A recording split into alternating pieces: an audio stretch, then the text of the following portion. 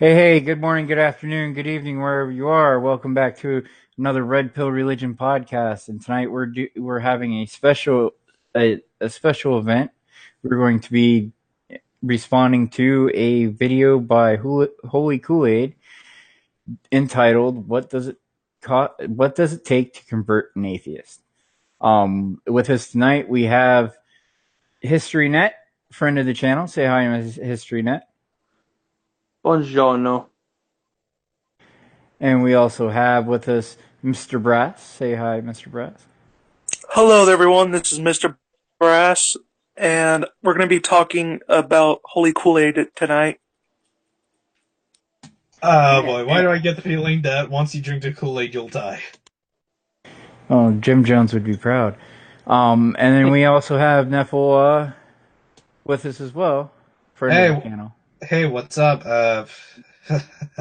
This should be interesting. All right, so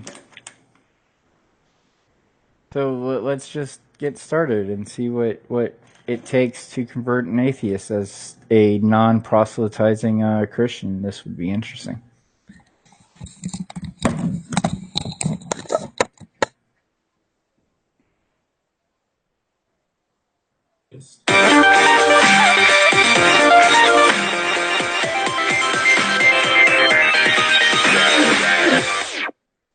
Now, before I open this can of worms, I have two disclaimers. First, deists believe that a god created everything, winding the world up like a clock and then just left it to run. This type of god could have predestined everything simply by orchestrating the size, direction, and speed of the Big Bang, with our current choices being just the predestined sum of our past experiences. But this type of god is impossible to prove, due to the striking similarity between absence and non-existence. Think about it. You can say that God's not non-existent and is just invisible, unsmellable, doesn't interact with us in any way, and is completely undetectable. But honestly, what's the difference? All right, we're gonna stop there and we're gonna talk about this. We're gonna have Mr. Brass open it up since he is our resident deist. Yes, I just always found this to be stupid. This is a common thing that people always misconceive of. I use this analogy. What Engine has seen me do it before. It's like, let's say a child, for example, an adopted child, is left on the porch of a church. I mean, of a foster home, and they grow up in this foster home. And what is this child supposed to think? Is this child supposed to think that it just spontaneously came out of, like, magically appeared on the doorstep of the church simply because its creators, i.e. its parents, are not actively involved in the child's life? No. That's not how we do it. There's other ways besides active involvement that you can find it out. Like, any number of the philosophical arguments that get brought up would also be sufficient in proving it. And it would not require, to have a more theist, more like Christian God perception. Right. I mean, for there were some deists in the past that have speculated. Anthony Flew is a more modern philosopher who turned deist that has speculated that that's a little bit too simple for to be an adequate explanation of if a god was to exist and created everything and all the rules and everything, just saying, just by changing the trajectory slightly of the Big Bang, and it's like, no. And also it discounts evolution and genetics as well, which DNA seems to be more of um, a compressed set of instructions that than anything else. Is anybody else have anything to say? Not really.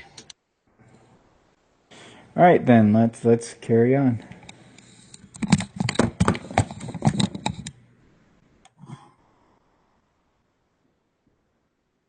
Besides, most people who believe in God believe in a God who hears and answers prayers and interacts with the world around them. So I'll stick with how you can convince an atheist that an interactive God exists.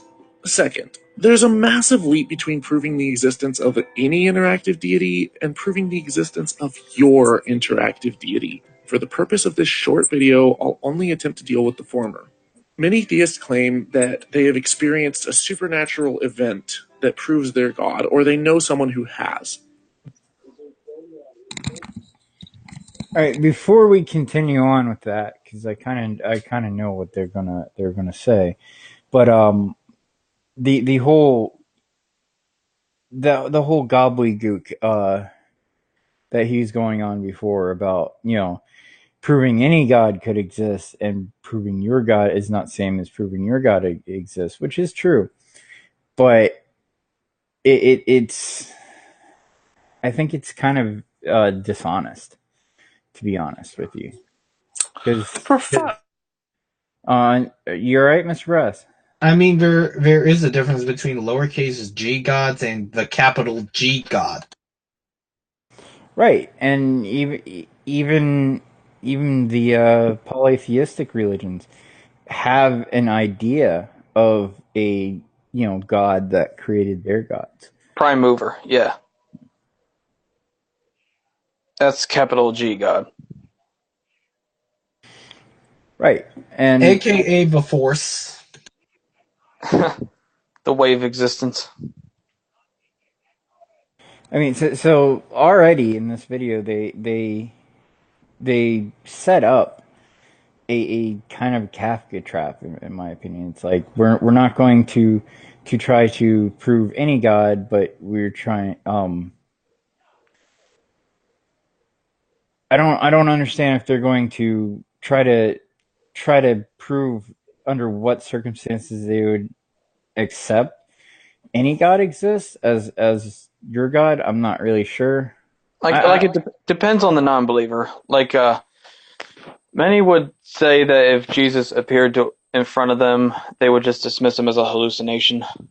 So you got to be careful with who you engage dialogue with. Well, if it's an atheist, and Yeah, an atheist will always say no to the God question, because that is what being an atheist is. Atheism is quite simply the answer no to the question, is there a God? That is classical atheism. New atheism was created more for political power than yeah. anything else. But does anybody have anything to say before we move on? Nah, let's hear him out.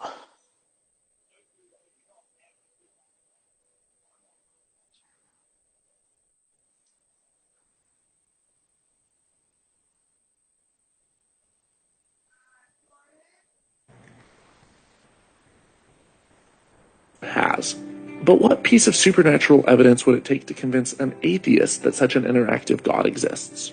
I've been a member of the atheist community for some time now, and I've had the opportunity to meet with former theists from all over the world and ask them why they left their faith. Now, I'm sure there are a few outliers, but without exception, every single person of the hundreds I've talked to did so because they began asking questions and following the evidence. They didn't become atheists because they were mad at God over some traumatic event, and they didn't leave their faith because they wanted to live a life of sin. They left because they were intellectually honest enough to follow wherever the truth led. So, if most atheists favor reason, logic, and science and are open to changing their minds and admitting they're wrong, most of them have done it at least once before. No, that's not how it is with most atheists. You can tell because they have an emotional commitment to their atheism. They'll try to give off the pretense that they're on an intellectual search for truth, but there's a difference between saying it and that actually being the case. Well, and they don't actually follow the evidence to truth. Because if they were to follow the evidence to truth, they would recognize that humanity has no truth. We have no absolute certain truths. We don't know if the laws of physics work differently outside of our solar system and they only work the way they do because of our sun. We don't know, or if it's just, the universe. That's how everything in the universe works. We And don't. just There's a lot of things we don't know. We don't know what our Earth's crust looks like. We don't know what's underneath in our own oceans. We don't even know what's in our solar system. We don't have enough knowledge as a species to have a grasp on any type of absolute truths. and just about 95% of like ideological atheists I talk to, and I've been around, they almost always grew up in a fundamentalist household without a proper Christian education to begin with. Yeah, I noticed that trend too. Right, but I mean, even a lot of the people that I've talked to in my life, which is considerable, the people who left Christianity but stayed in some type of theistic framework, it is a lot more than the people I've met that who said I'm full blown atheist. I've known more deists in my lifetime than I've known actual atheists. I don't consider non-believers to be atheists because atheism is like I said a proposition. It is the answer to a question, and that question will always be no. That question will, and it's an answer to the question: Is there a God? And the question from every atheist will always be no. If you say maybe, then that makes you an agnostic by definition of agnosticism. But I personally think it's kind of a waste of time to try to convert atheists because they're not going to listen to you anyway. Depends They're, on the atheists. If well, they come in good faith, they're worth talking to. But if they just live to mock, then they're just. It's only worth pointing out how full of shit they are and leaving it at that. right. But I would assume that most of the atheists that make YouTube videos, for the cause of atheism, and call atheists a community when most atheists would probably say no, atheism isn't a community because there are a lot of atheists out there that are like completely against being part of any organization. So when you say hey, there's some parts of atheism that is organized, they will completely say no, that's not true. Even when you point out atheist activism, point out the hierarchy, point out who's in the hierarchy, um, they'll get mad at you for doing that. I mean, it's not all atheists. It's not just new atheists or classical atheists, but there are some atheists who think that it's just because they don't believe in God, they're an atheist, and their atheism isn't dependent on what anybody else says to them. But at the same time, as far as the government is concerned, the atheist activist organizations are the voice for all atheists. And they're saying that they are the voice for all non-believers. And of course, the government believes them. Does anybody have anything to say? No? Okay, we will continue on.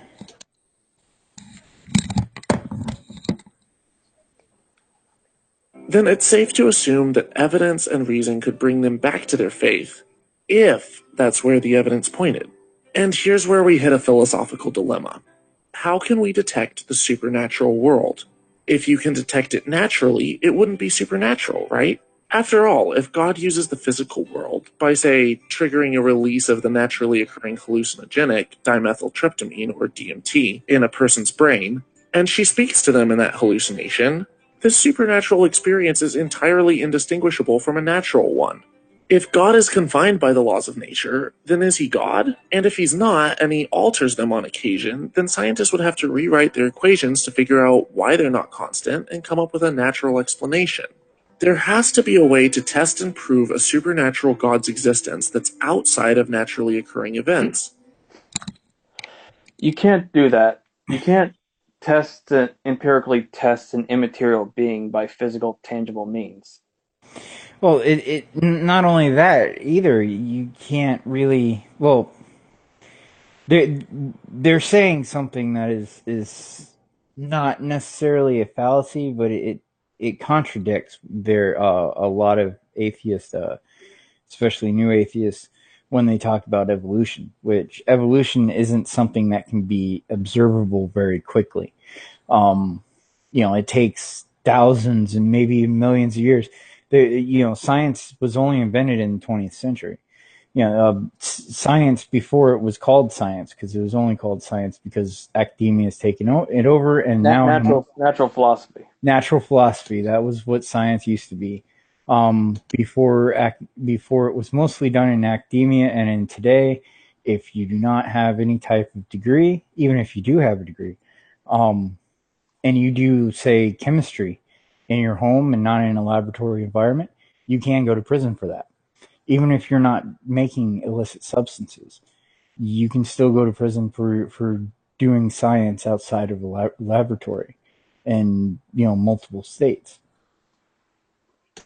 Wow. It's like the Wow. whole concept of citizen science, like Thomas Edison, stuff like what Thomas Edison and Nikola Tesla did, they cannot do. But of course, Nikola Tesla's inventions kind of created cloaking technology with the Philadelphia project, and they may have discovered how to travel into the future. If the reports that weren't completely laughed off about are true. But I mean, even then, his definition of supernatural, I completely disagree with. I don't actually like the term supernatural because it considers the things that are beyond the material, the beyond what we can touch, see, hear, smell, and taste, and within normal circumstances. Um, that's what they mean by natural, a natural explanation within the framework. There are other things happening that are metaphysical, that are beyond the natural, and it's still part of the natural, but they don't follow the same rules as the natural world does. Quantum mechanics is a perfect example of a system that does not actually work by observable rules. Like, actually observing quantum physics changes it slightly, which is weird. But what do you guys think? I also like to point out is like with this whole neurochemistry thing that they got going on. I also like to point out that, for example, like if I were to, let's say, have a neurochemistry done in my brain, like have the experiment done in my head right now, and they could replicate the the perception of the perception of me watching this video, would that mean I'm not watching this video? I don't know, man. That's pretty meta. I don't know, and he touches on this point a lot. Like on non sequitur the other night, he was trying to convince this atheist termed pastor that all spiritual experiences, all of them, could be reduced to the neurochemical in your brain. Yeah, it's funny. You know who first created that? Who all of his other stuff is now considered pseudoscience, but is still taught. Sigmund Freud was like one of the original people that put into a hypothesis that we will find out that everything that to do with the brain is because of chemicals within the brain, and not outside influences. But In all honesty, I prefer Jung over Freud. well, yeah, but that's because Jung was actually correct and Freud was a hack. Basically, that guy was a weirdo. Well, he was a weirdo, and he is the reason why advertisements and marketing uses scantily clad women.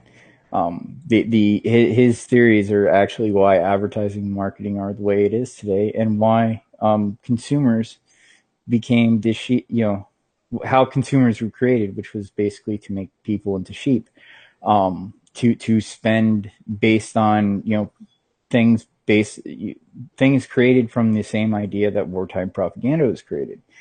Um, you know, it to He to also did cocaine. well, everybody did cocaine back then, though. No, that was the 80s. I mean, they did have cocaine gum back then. Yeah, I was talking about everybody was doing it back in the 80s. And it was in Coca-Cola. That's how it got its name. Huh. Yeah, so true. I wonder when made Coca-Cola change its formula. Uh, well, that J. Well, Edgar wait, Hoover. want me to give you the history of what happened? Basically, short answer is this. A bunch of black people got high as hell on cocaine and started wrecking shit. The government found out about that and people complained about it, and then that's how it caused a big controversy, and then that's how cocaine got banned. Kind of that. I mean, that's a hearsay thing. That doesn't. It's kind of like the reefer madness thing that was spread. It didn't. It may not have actually happened, but it very well could have. Um, but it just seemed like cocaine was during. Also, the prohibition of cocaine also happened during the time of the prohibition of alcohol. J. Edgar Hoover had who created the war on drugs, had there is political things going on underneath the scenes that the journalists and stuff um didn't know about at that time. Like, we didn't know until very recently about a lot of the things in the 30s and 40s, as far as what the government was doing. History is weird, because I can attest it. I can attest to that. the things that happen in books sometimes doesn't actually happen the way that they said. All right, so shall we move on? Yep.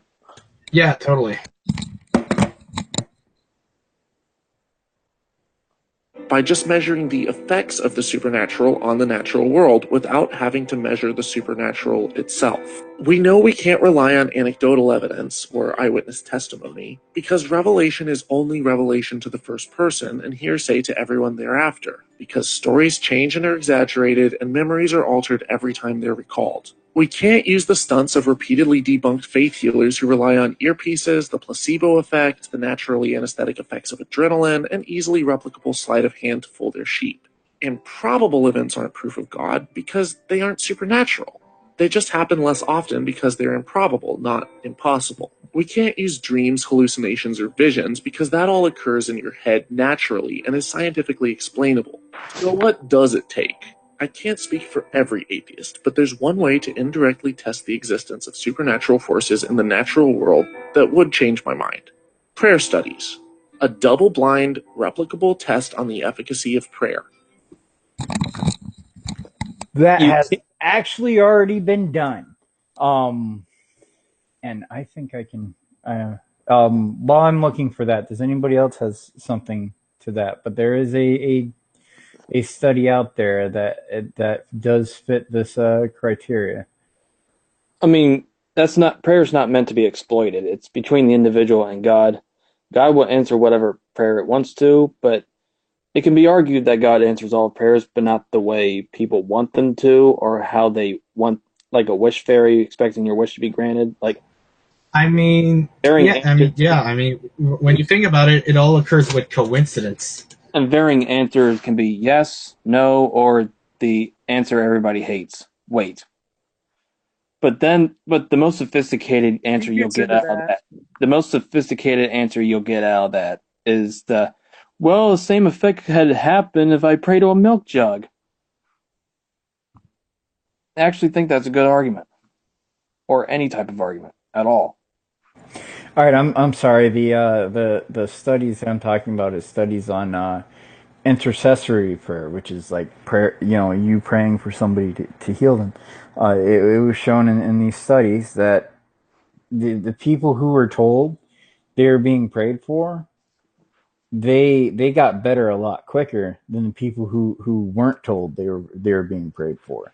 And it could be them using a placebo effect. There is a rigorous scientific protocols applied to this study, and it showed that it had some positive effects towards healing. Um, and prayer does also have positive effects towards other ways, like prayer or meditation, and it's basically the same thing, because with prayer you're if you're to take the Jewish and Eastern Orthodox way of praying, you pray specific prayers, and in theory, if you pray all the prayers you're supposed to, you basically pray out the Bible. Um, but with that praying, that the focusing your mind and reciting certain words brings a certain clarity. And there's points in your prayer where you stop reciting the words and you confess your sins, like for Christians and Jews.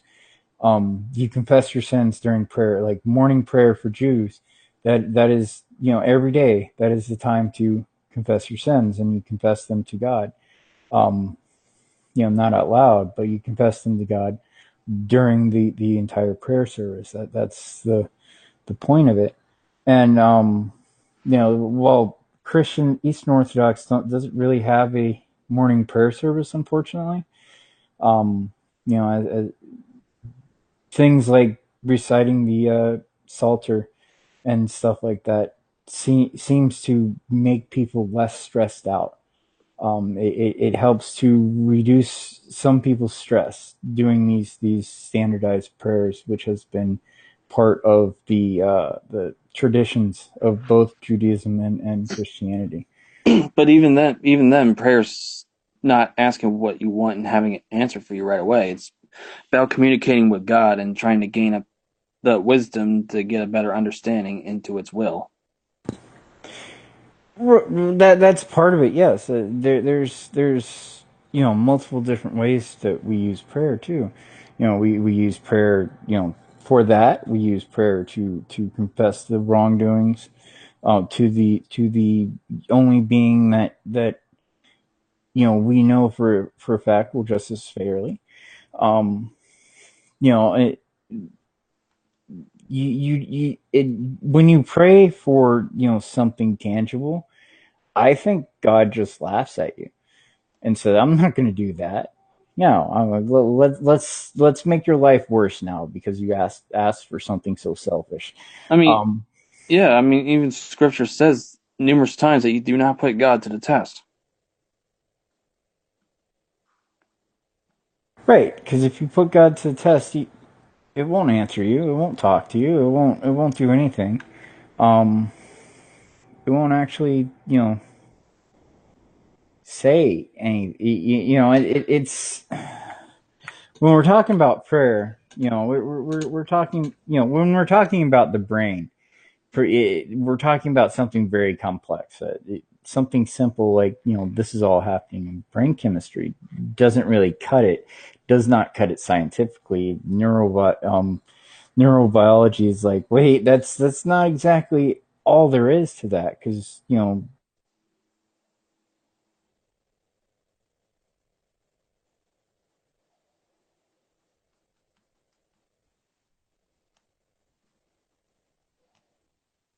Huh, what happened?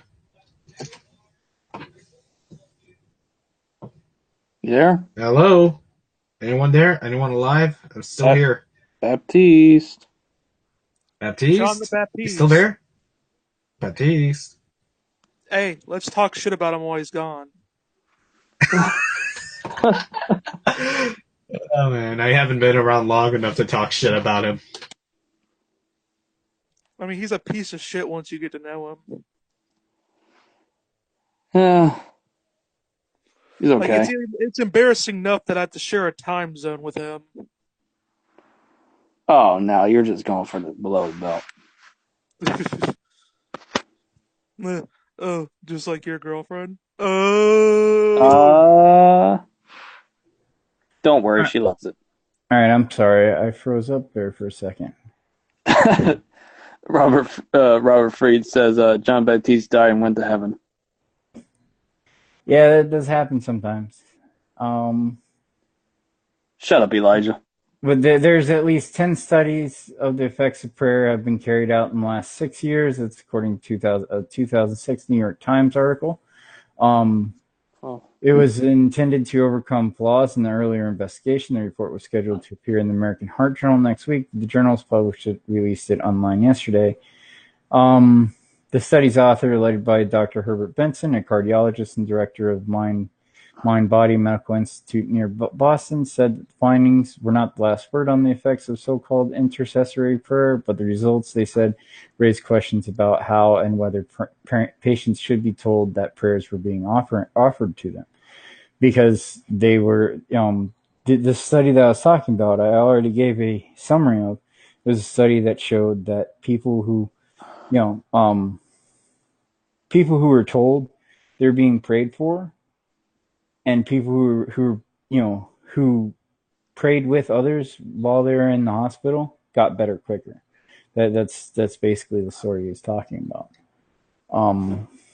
So prayer does have an effect. It's just not like, if I pray for a miracle, I'm not going to get one. Nobody's going to get one. If you pray for proof of God, you'll find no proof. It'll be, it's God's not some wish maker. Prayer isn't some way to get a wish done. It's a form of worship. It is a form of, humbling yourself before the God that created everything. Like seeing isn't believing, believing is seeing, sort of thing. Right. But even then, according to this guy, even what you see cannot be trusted, because science can explain, if you were to see a vision of an angel, science can explain that that's just happening in your head and never. Well, how come I sometimes have visions of the future, like not the distant future, but like future from like a month or 2 weeks from now? How come I sometimes get that? Like, well, you know how people have past life experiences. I actually have future experiences. I was I an have American. future life I was an experiences. American fall webworm in my past life. Those were the good old days. Where were you in your former life? Well, I mean, 200 years from now, I'll be a billionaire. I'll be reincarnated into some billionaire who have the latest technology of the day. I think I'll be a lab chemist getting my PhD in 2306. Some billionaire in 200 years from now is going to claim that they're actually Mr. Brass. During the time of World War III, or just before World War III broke out. Anyway, let's get on. All right.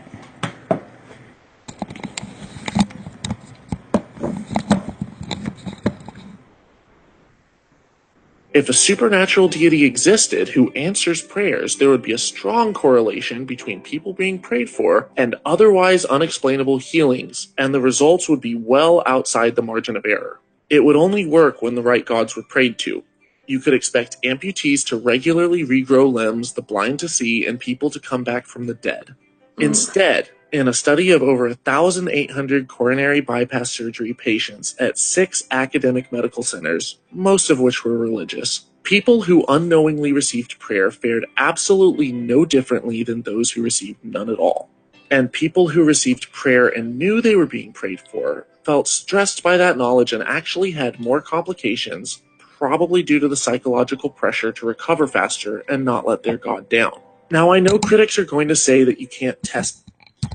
All right, really quick, let us see if they actually,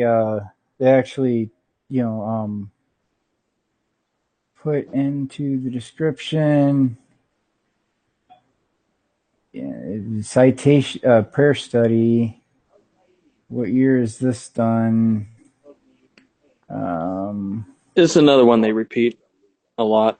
March 30th, 2006. It says prayers don't help heart surgery patients. Well, they're praying. Well, they're praying wrong. Well, this isn't even a study, though. This is a academic journalist. This is academic journalism. This isn't even a study. Let's see the actual science here. They don't actually link the actual science. That's interesting. And let's look for any type of we see names and stuff. Jeffrey Dusek and there's an actual study that kind of does not show the same thing this one does.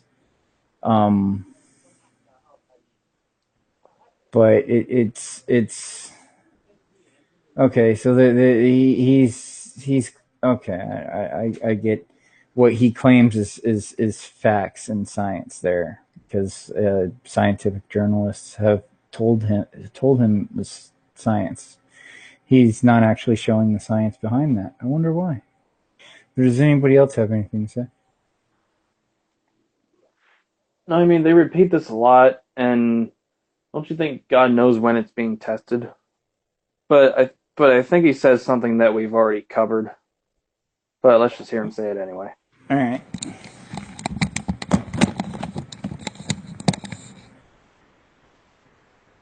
God, and you just have to take it on faith. But you apply that same mindset to any other myth, superstition, or conspiracy theory, and you'll get eye rolls, face palms, or shipped off to a loony bin.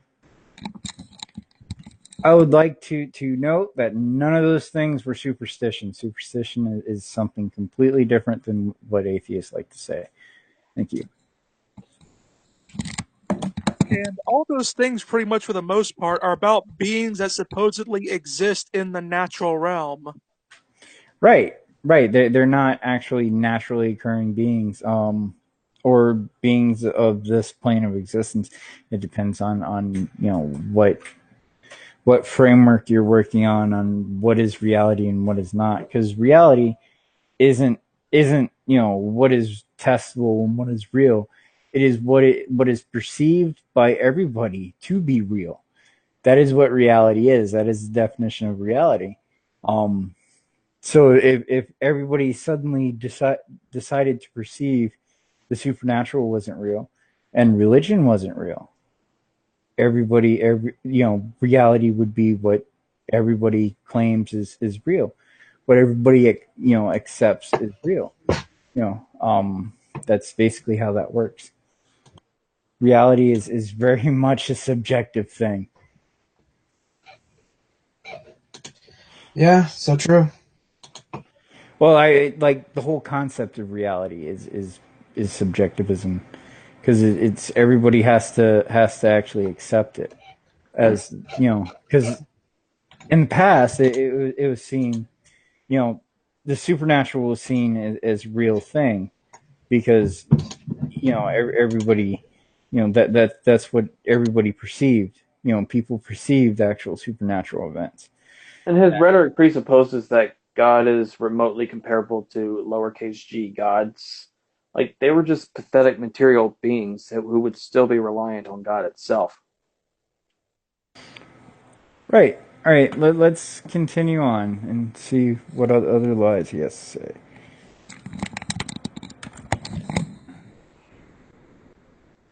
Because you're a gullible peddler of nonsense, and credulity is and should be pitied. Others will say that prayer only works when you don't doubt, and testing it is doubting it. But that's like saying that a magic trick works better the more gullible you are. You may further argue that God answers prayers, but sometimes he says yes, other times he says no, and sometimes he says wait. Which, oddly, are exactly the same results I get if I pray to a can of beans. Now, prayer studies are just one way to prove to me the existence of God, and there are others, but all of the evidence gathered points to no deity at all, and so far, no evidence brought forth in favor of God has ever even remotely held up under scrutiny. That's a That lie. is, yeah, that That's a is lie. not. You look. There's all sorts of evidence from quantum theory, and read Five Proofs for the Existence of God by Ed Fazer. DNA itself has converted, like people actually studying genetics and what DNA is, has made atheists become deists. Not just Anthony Flew, but other atheists as well have also said that they became deists or Christians because I knew he was going to say something like that. I knew he was going to address that what I was saying earlier, and the exact type of response that you get from when you do say that. right, if you actually produce any type of evidence supporting, like you notice on Twitter, Facebook, on forums, when you're actually fighting against an atheist and they say provide evidence, and you provide evidence, they And don't provide their own evidence for their own assertions. They're like, oh, that's wrong. It's that's like, not evidence. and yeah, and then when you say, well, where's your evidence that says I am wrong, they'll mock you. They'll go on to, well, prove, you prove that there is a God first, and I'll give you the evidence that you Just ask. like he did now with that condescending response. I love when they're condescending and they reveal that they have no independent arguments of their own. Right. It's It's just anti-theists are the most predictable people on the planet. they are. They really are. You there's just so much wrong with that last part of it, because it was like, a can of Wonder Beans really tells you yes, no, or wait when you ask it a question. You may need some type of psych meds there, dude, because they're taking the, I know what they're doing. They're taking the concept of God and mocking it, because they don't have anything else. They don't have any, when they say there is no evidence that comes under scrutiny. Well, that's not really completely true. Um, but there's no evidence that they will accept that comes under scrutiny, because the like, take for example climate change, which is based off of a model, which is model based science, not actual science. It's not observing the atmosphere. They're observing models primarily. And models, and the way that they actually test how much carbon dioxide in the air is kind of faulty. Um, there's a lot of holes with climate science. Like, if you were actually to take the actual studies, which atheists do not provide actual studies, because I don't think they can read science.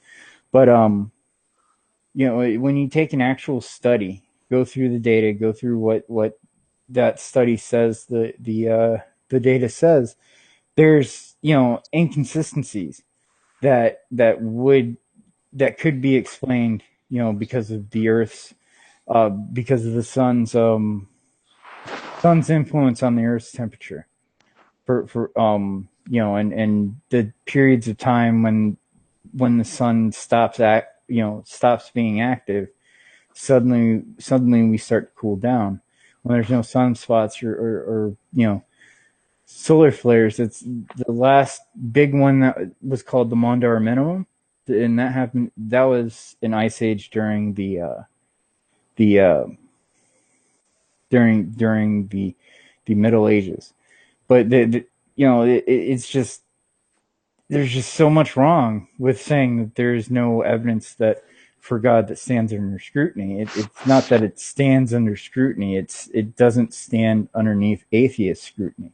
And what he like literally every other anti-theist confuses evidence with definitive proof. Well, right, but there is evidence. There is evidence that the universe. There's evidence that of the possibility that the universe was structured. There is a structure to the universe that is observable. But when you put that as a proof of God, the atheist will make some kind of weird, whacked out explanation of how that's not proof of structure. That's not proof of a design. That's it's like DNA. DNA is a bunch of instructions that unzip during your entire lifetime. That is a big part of how you grow and how your organs grow and stuff like that. I'm kind of skeptical of that. Well, okay, but that's what science nah, pre-science actually pre the word science pre 20th century that's what seemed that's what they said. What the hypothesis said. And now that we have the electromagnet, not the electromagnet, the microscope, the electron microscope, the really powerful microscope that they actually looked at our DNA strands with the whole human genome project. Basically, you discovered what each of these genes do within our DNA, and all the evidence regarding that science seems to indicate that that DNA is part of a structure and not something that just was created chaotically. Let's finish through with it. That was it. We did finish it. That was it? You sure? Yeah. It flashed his Patreon page after that. So he never leaves out a please share, like, and subscribe like others? Oh no, it was there. I just didn't play it. Understood. Yeah. So far, I haven't really gotten that much growth when I show myself out at the end of the videos. But whatever. Well, most people, it's. I guess we could talk about that after the stream, but there's some things about shelling that some people like and some people don't like. We got to understand this guy was a former evangelical, and now he's an evangelical atheist. Right, and he goes from one wrong denomination of Christianity to to something that is wrong, an ideology that is wrong about the natural world and about science. And as you remember, thinks that Doubting Thomas was vilified as the bad guy. In the evangelical denomination, he is vilified. And I also like to point out that he uses Thomas Paine. Does he not realize that Thomas Paine was a deist and who also called atheists idiots? He was anti-Christian though, so he was more anti-clerical than a lot of people give him credit for. He was more against the churches than he was actually the religion. Which he had some reason to be at the time, because you have to remember his lived experience was like through the Church of England. Well, I mean, during that time, you had multiple different political things going on regarding religion, but there is a group, like a massive movement since the 1500s to try to destroy the Catholic Church. We call that Protestantism. That's actually what Protestantism originally was trying to do. The Reformers and the Puritans and all those people, right? Not so much the Pilgrims, because the Pilgrims were just like more the libertarians of the day, and it was like, you do you, just let us do us type of that was what the Pilgrims were. But the Puritans and the Reformers, they were like, they wanted to completely destroy the Roman Catholic Church. During that time, the Eastern Orthodox was subjugated. So Western Europe didn't really know that much about the Eastern Orthodox churches, because they didn't really exist in Western Europe during that time. So it was, when we talk about Protestantism, it was mainly a reaction against Catholicism. And that is the thing that they hold even to today. There are lies that were told in the 1500s that are still told today, and there are lies that the Catholics have told about Protestants that were, that are still true today. The truth of the matter is, in England, the Church of England, when it was Protestant, burned a lot more people at the stake than the Catholic Church ever did. The whole entire period of King James and onward, after Queen Elizabeth, was a very violent time. A very violent time. It's the what era in human history was not a violent time? that's true. That's true. But this was like, when we're talking about Christians being I mean, not Christians, but people being burned at stake for witches and stuff like that. That Yeah, these were mostly Christians. Mostly fellow Christians whose only crime was not being fanatics. Was not being fanatics, or they were Catholics. Yeah.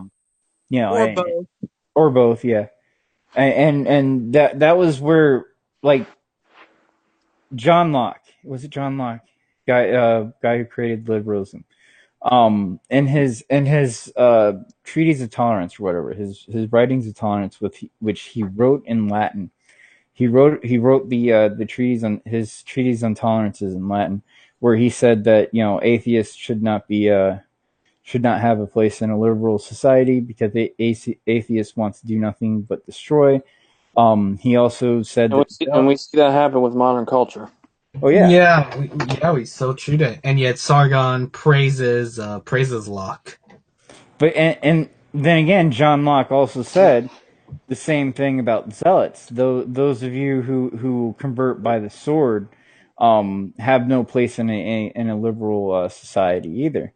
It's and if you want to go like the anarchist ANCAP type of way, a lot of the high pressure car salesmen that the evangelical denomination specifically teaches, it's the people who say they want to be missionaries, the people who actually go out and do missionary work, the youth groups and the people doing missionary, they're taught these high pressure if they were to go and apply the same way to try to convince somebody to convert as to buy a car, you would not actually be able to tell the two things apart. In my opinion, that's from somebody who was trained by evangelicals in an evangelical denomination to proselytize. That's actually what made me leave the evangelical denomination, is their way of proselytization, which is something that I did not think was scripturally supported. But anyway, back to the answered prayer issue. There's also a Bible verse I like that for he says to Moses, I will have mercy on whom I have mercy, and I will have compassion on whom I have compassion. Well, he was also John Locke was also a heretic. How so? He was man. He was a practitioner of Socinianism, which is an unorthodox form of non-Trinitarianism. Okay, he was a heretic, but he was still a heretic that was correct about the type of government that should exist. It denies the Trinity and the deity of Christ. That's heretic. Christ's divinity has been a subject of debate throughout every Christian circle, even in the early church. Well, the early church fathers actually was able to squash that really, really quickly. It was after the Protestant Reformation that came back. It was much after the time of the Puritans and whatnot. It was more like late 19th century, early 20th century that we're talking. The more you know. The number three is a very sacred number, because you need three lines. It was like Newton. Isaac Newton was also a heretic because he didn't believe in the Trinity or Christ's divinity either. And unlike Galileo, he wasn't persecuted by the church. Well, to be quite fair, he had to go into hiding pretty much. He didn't publish. He didn't actually publish his religious works until he didn't actually publish his religious works. A friend of his actually published it after he died. And by the way, Galileo was not persecuted. I was just obviously joking in case atheists are Well, taking this literally. he was persecuted, but not necessarily by the Catholic He Church. was put under house arrest because he was a douche, not because the church hated science. Well, I mean, Well, there has been questions about like why was the Pope so harsh on Galileo? Because Because he, cause before, he wait, was his friend and they had a falling out. well, yeah, I mean, well, here's the thing that it's also noticed that people don't take into consideration. The Pope at the time was under a lot of stress from other governments and other competing places.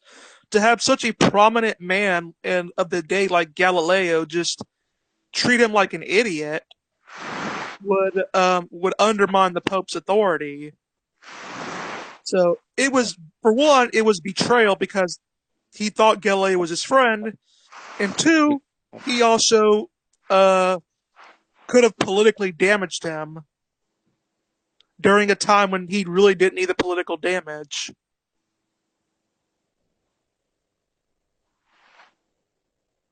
The more you know. Yeah, the more you know.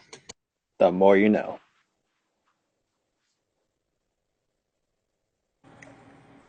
all right. Does anybody have any final thoughts before we close out?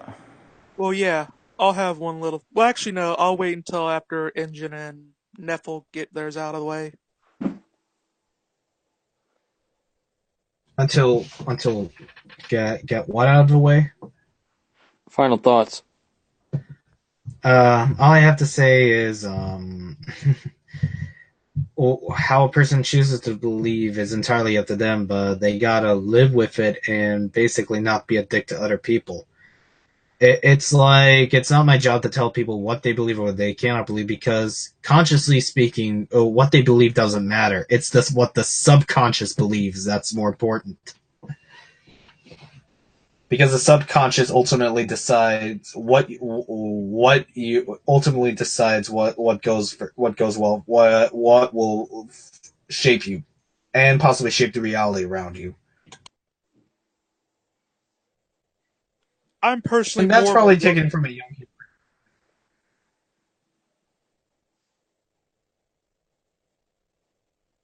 you go Engine. I don't have much to say. Well, what I gotta say is like for one, I do agree with Neffel on that. I'm more of a works-based guy, more than I am a faith-based guy. Meaning I care more about the actions that someone does in regards to their beliefs than the actual beliefs themselves. If someone if someone believing in Cthulhu, for example, makes them give to charity and overall be a productive member of society, then I really do not give a damn if what they believe in. But Cthulhu is an objectively fictitious deity created by a dickhead of a horror author. You're just jealous because you Keck. don't. You're just jealous because you didn't get money off of it. He was a good writer, but he was a douche. Well, that is all for today. This is Mr. Brass saying goodbye and get wise. Ha. All right. Well, my final thoughts on all this is just with these atheist type of videos who uses cartoons and flashy things, they're doing it just to manipulate you. Like I don't actually think any Christian should try to proselytize to most atheists because most atheists are dug in to what they believe. They claim to believe in science. But any type of study, any type of evidence they show is like from a science journal that doesn't even link the actual study. It's you know you're late. You're late there, scribe. Well, Well, I mean, that's not the first time Engine's heard that. But I've heard what? You're late. Ah. but you know, and just with these type of atheist videos and stuff, just realize that it's like it's exactly advertising and marketing. Um, they're advertising and marketing to you an idea, a set of ideas that, and even though they say that they're willing to change their mind when evidence is presented, any evidence that you present, they will refute immediately. They Well, will, they won't refute it. They'll just say it's been refuted, or that's not evidence. yeah. I It's mean, sort of because like a young Earth creationist, um, which they should have experience with. They'll, if you give a young Earth creationist like either it be theological evidence that their beliefs are unfounded, or you give them scientific reasons why their beliefs are unfounded, they'll just say, "Oh, we've already dealt with that. You should read our literature," even if your message is in direct response to their literature. Young Earth creationists, mythicists, flat earthers. It's I pretty mean, much the same. yeah, Yeah. feminists, atheists. Well, we do have flat earthers though on the Discord group.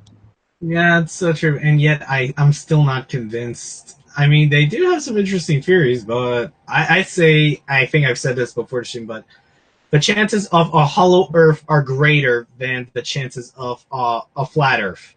I Because, mean, they're used to being they're used to their beliefs being joked around, so they're cool with it. But mythicists start yeah. foaming at the mouth when you compare them to other fringe groups. Oh, yeah. Although, But although yeah, one of the biggest problems when it comes to the flat Earth theory is, well, the laws of motion, for one.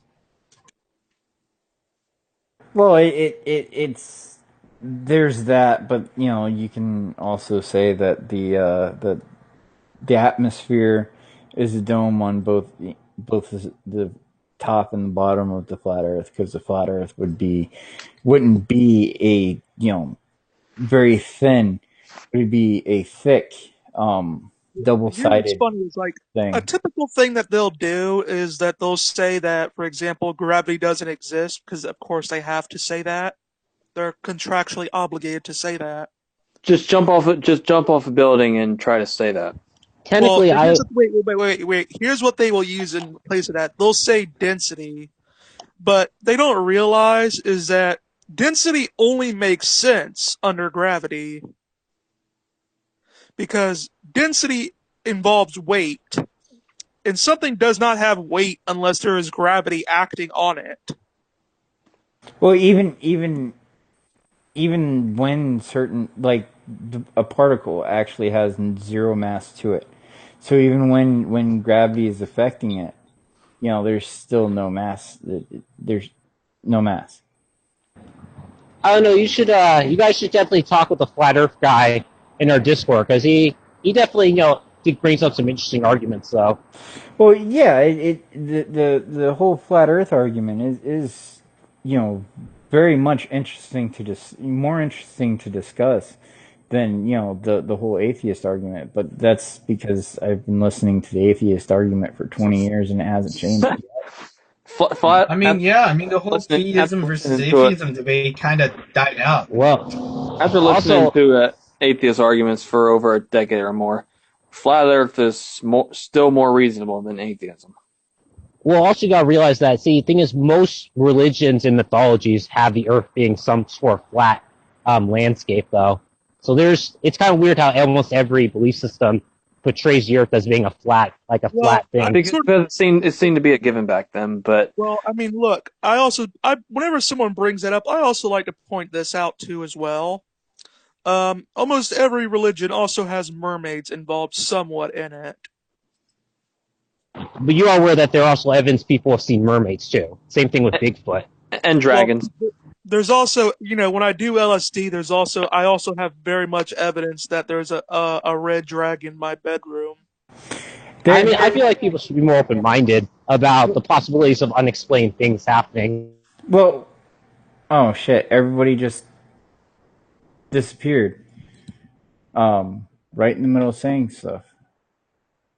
That happens to me all the time. Nobody was kicked out. Huh, that's weird. Um, okay, so I oh, you're back. Yeah, for some reason I cut. Yeah, you, HistoryNet, and Mr. Brass. But we were just wrapping up. Um, I was going to tell everybody about this cool little graphic that one of our Discord users created for us. The Red Pill Religion Chill stream, as you can see up on the screen. The user, the word. Um, he was also who was also the bird. But the user, the word, created this for us to use in future streams. Um, I didn't really have I didn't really have one for response videos, so um, I'm contractually obligated to say, hey, this is one of our Discord members that has actually done for us. If you yourself are listening to this and want to help us out with graphics or whatever, please join our Discord. The link is in the description below. We have a website. That link is in the description below. There's something weird going on with the Patreon link on our website. Whenever I click it doesn't. When I clicked it today, it didn't go to the page that it was supposed to. It went to somebody else's page that has nothing to do with us. Um, like the escaping atheism thing is something to do with us, but the person that supposedly the web page that comes up when you click on the Patreon link in our website doesn't actually work that well. We don't know what's going on. Patreon's being weird. They may be, banning people for any type of number of things. With us being a pro Christianity channel, pro religion channel, it's they may ban us for being transphobic or something. I don't know. Patreon doesn't actually have to tell us what we do wrong to actually pull us out. But if you want to support us through Patreon, that link is in the description. We have a new way of giving us money as well. That's in the description. Sargon of Akkad uses it now. I forget what it's called. It's too new. But that link is in the description below. And of course our Discord.